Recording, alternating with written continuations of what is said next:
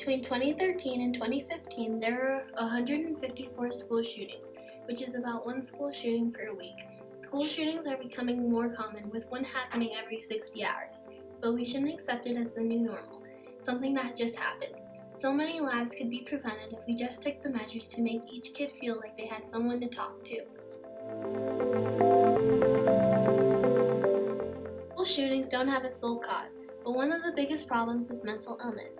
22% of school shooters have a mental illness. Many school shooters show symptoms of having a mental illness, like depression or social anxiety, and the people around them know that something isn't quite right.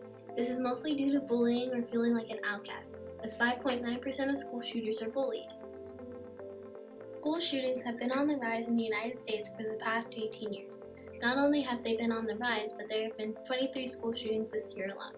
These shootings have become more dangerous, leading to larger lists of victims and more lives torn apart. People have begun to accept it as something that happens. There is no reason that thousands of children should die in a place that is supposed to be safe. This problem is easily preventable. Mental illness is on the rise in schools, with 1/5 of students having mental illness. Schools don't do a lot about it either. Most schools don't screen for mental illness, leading to students struggling without help. Students oftentimes don't know that there is something wrong. This leads to students feeling like they're alone in their struggle. Adults, especially ones in school, tend to brush off issues with mental illness as well. This cannot be a part of daily life. Something has to be done. Millions of children shouldn't die every year because they were shot while learning in their classroom by someone who just needed to talk to a therapist about their issues. We need to teach kids how to tell if something might not be right with their friends. Adults should keep an eye on children to see if they have any abnormal behavior. Mental illness can drive someone, especially teens, to do things that are dangerous to themselves and others.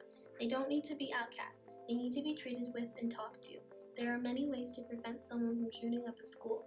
If they had a place to vent their feelings, like a counselor or an adult willing to listen to them, hundreds of lives could be saved. Ask your lawmakers to support bills that provide money for mental health in schools so that students have someone to talk to. We need a better reporting system as well, so that kids who think their friend might be planning a school shooting or mentally ill can get help. Overall, thousands of lives could be saved if the people taking those lives could get help. Getting one person to talk could save many lives.